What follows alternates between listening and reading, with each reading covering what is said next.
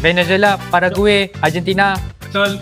2-1. Siapakah penjelajah yang menemui benua Amerika? American. Christopher Columbus. Betul. 1-0. Negara apakah yang menjadi tuan rumah Piala Dunia tahun 2010?